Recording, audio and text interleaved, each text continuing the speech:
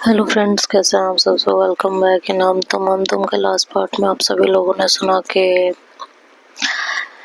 उसके पापा कहते हैं कि इन सबका कैरेक्टर सर्टिफिकेट लिख लो और इनको अभी के अभी जेल में डालो, मुझे और कुछ नहीं चाहिए, इनकी ज़िंदगी खराब हो जानी चाहिए, बिल्कुल खराब। ये कह के वो वहाँ से चले जाते हैं। बाकी का काम राबिया के पापा करते हैं और उन लड़कियों को ढूंढने की शुरुआत हो जाती है। ऑलमोस्ट सारी लड़कियां मिल जाती हैं, बट अलीना गायब होती है। अलीना के माँ बाप टेंशन में होते हैं जब पता पाते हैं कि उनकी बेटी ने क्या कांड किया है, और लड़कियों के साथ मिलके बहुत टेंशन में होते हैं। वो दौड़ते भागते और भी बच्चों के माँ बाप हॉस्पिटल पहुंचते हैं जहाँ ईशू एडमिट होती है। वहाँ पहुंच के वो ईशू के मम्मी पापा से मिलते हैं। जैसे ही उनके मम्मी पापा को पता चलता है कि ये अलीना के माँ बाप और उन बच्चों के माँ बाप हैं जिन्होंने ईशू के साथ ये किया है, वो सब पे भड़क जाता है। कहते हैं तुम लोगों की हिम्मत कैसे हुई यहाँ आने की, किससे पूछ कर आए हो और क्या सोच कर आए हो तुम लोग। तो अलीना के मम्मी पापा उनके आगे हाथ जोड़ लेते हैं, कहते हैं प्लीज हमें माफ कर दीजिए, हमें नहीं पता था कि हमारे पीठ पीछे बच्चे ये सब कर रहे हैं। पता होता तो यकीन मानिए हम जरूर कुछ ना कुछ करते और ये सब होने से रोकते। देखिए बच्चे हैं और नहीं पता उन लोगों को कि क्या सही है और क्या गलत है। प्लीज उन्हें माफ कर दीजिए, प्लीज कोई केस वेस मत डालिए, नहीं तो उन लोगों की पूरी जिंदगी खराब हो जाएगी। ना कहीं जॉब कर पाएंगे, ना कहीं और कुछ कर पाएंगे।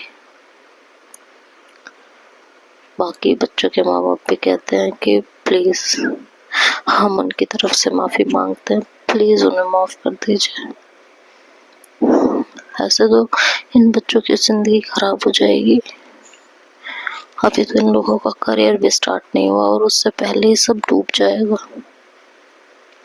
प्लीज प्लीज बात को समझिए। तो वो कहते हैं कि अच्छा बच्चे हैं वो, 18 साल से बड़ी उम्र के लोग हैं वो, और जरा जाके एक बार मेरी बेटी को देखिए कि उसके साथ क्या किया है। पिछले 5 दिनों में उसे होश तक नहीं आया है। डॉक्टर ने बोल दिया है कि जब तक होश नहीं आएगा तब तक हम कुछ नहीं बता सकते। बच्चे इस तरह मारते हैं क्या? आप मुझे जवाब दीजिए, बच्चे इस तरह मारते हैं?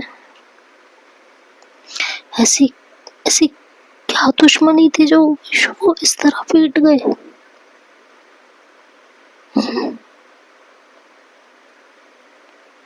बताइए ना, क्या दुश्मनी थी ऐसी?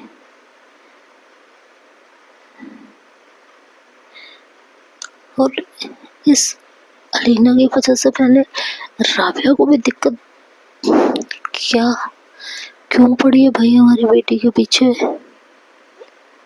हाँ? और आप कह रहे हो मैं उसे माफ कर दूं, एक चांस दे दूं?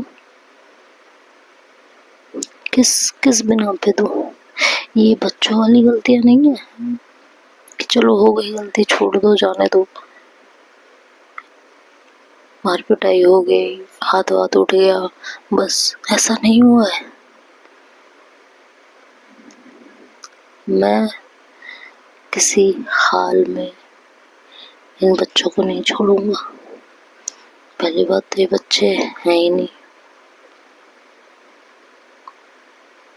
तो मुझसे ये उम्मीद तो आप बिल्कुल मत लगाइएगा। इन लोगों को इनके कर्मों का फल तो जरूर मिलेगा। वो लोग बहुत रोते हैं, गड़गड़ाते हैं, माफी मांगते हैं, लेकिन यीशु के पापा एक नहीं सुनते, कह देते हैं नहीं। और अगर आप लोग नहीं चाहते हो कि मैं आपके बच्चों के साथ साथ आप लोगों को भी बर्बाद करूं, तो आप लोग जाइए यहाँ से। आपके बच्चों को जितनी सजा मिलनी है उतनी तो मिल के रहेगी, चाहे आपको ये अच्छा लगे और चाहे बुरा। उन्होंने जो कांड किया है उसके बाद कानून की तरफ से जो भी सजा होती है वो उन्हें हर हालत में मिलेगी, हर हालत में। तो आप मुझसे किसी तरह की उम्मीद ना ही लगाएं तो अच्छा होगा, आपके लिए भी, मेरे लिए भी और बाकी सबके लिए भी।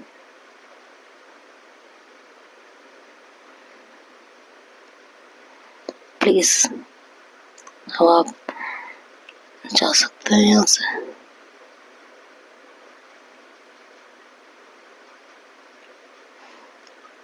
बच्चों के माँ बाप एक लास्ट कोशिश करते हैं, कहते हैं हम मानते हैं कि हमारे बच्चों से बहुत बड़ी गलती हुई है, लेकिन आप खुद भी सोचिए ना, है तो यीशु की उम्र के। अगर ये गलती यीशु से हो जाती तो क्या आप चाहते कि उसका करियर बर्बाद हो,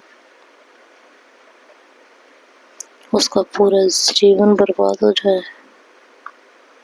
उन पे धब्बा लग जाए? बताइए ना, क्या आप अपनी बेटी को भी यही सजा देते? जवाब दीजिए, देते यही सजा? नहीं देते, क्योंकि वो आपकी बेटी थी, इसलिए नहीं देते। जब बात अपने पे आती है ना, सारे उसूल चेंज हो जाते हैं, सारे उसूल।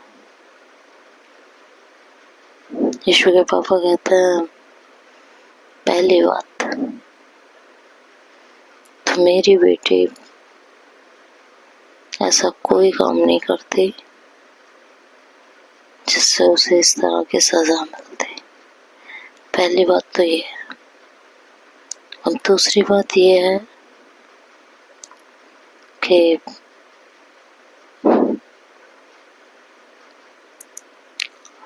अगर मेरी बेटी ने ऐसा कुछ आपकी बेटी के साथ किया होता तो क्या आप उसे पनिशमेंट नहीं दिलाते, आप केस नहीं बनाते, आप ये सोचते हैं कि उसकी जिंदगी बर्बाद हो जाएगी? अगर आपके बेटे की हालत इतनी बुरी मेरी बेटी ने की होती कि आज वो एक हॉस्पिटल में पड़ी होती और अपनी जिंदगी और मौत के बीच लड़ रही होती, तो क्या आप यीशु को माफ कर पाती? आप उसके करियर के बारे में सोच पाते, उसके आगे आने वाले फ्यूचर के बारे में सोच पाते? आप बता दीजिए। और आप जितने लोग यहाँ आए हैं, आप सब बताइए इस बात को, कैसा होता? बोलिए, होता ऐसा? कर देते आप लोग माफ? नहीं है ना किसी के पास जवाब? अब आप लोग जाइए यहाँ से। इससे पहले कि मैं मेंटल हरासमेंट के केस में आप सबको अंदर करवाऊं, आप लोग यहाँ से जाइए। जिसने जो किया है वो तो वो भुगतेगा, और जरूर भुगतेगा। मैं उसमें कुछ नहीं कर सकता। और वैसे भी पुलिस के हाथ सारे सबूत। तो मैं तो वैसे भी कोई हेल्प नहीं कर सकता किसी की। तो आप लोग प्लीज चले जाइए यहाँ से, प्लीज। मैं आप में से किसी की शक्ल नहीं देखना चाहता।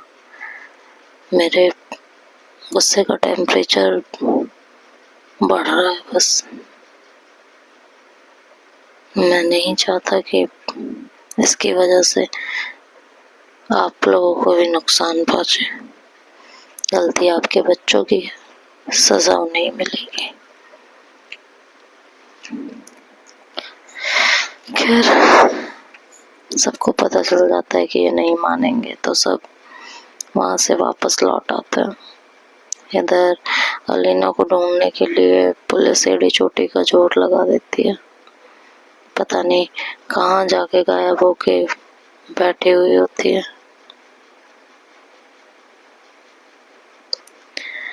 उसके माँ बाप को पूछा जाता है कि आप बताइए कहाँ है बच्ची आपकी, और प्लीज झूठ मत बोलिएगा।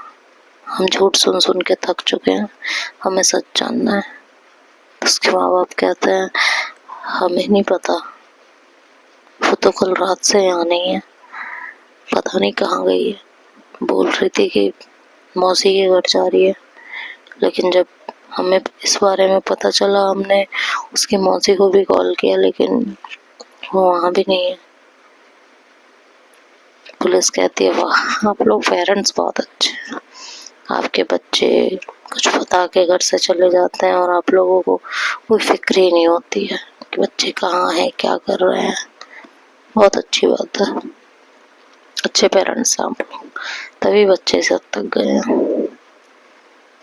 ये कह के वो वहाँ से मुड़ते हैं और अपने टीम को बोलते हैं कि उसे ढूंढो, उसे ट्रैक करो, उसका मोबाइल ट्रैक करो, जब भी ऑन हो, जो भी करना है करो, लेकिन अलीना मुझे चाहिए। जाके गाड़ी में बैठते हैं, एक लंबी सांस लेते हैं और कहते हैं काश यीशु के पापा ने भी यीशु पर निगरानी रखी होती, पता किया होता उनकी लड़की कहाँ जाती है, कैसे दोस्तों में उठती बैठती है, क्या चल रहा है उसकी जिंदगी में, तो आज यीशु का भी हाल नहीं होता। यीशु लड़की सही नहीं है, बिना बात के लोगों से पंगे लेती है, इतने दुश्मन पाल रखे हैं, इतना सब कुछ इस उम्र में, और ऐसी लड़की से मेरी बेटी, क्या करूं।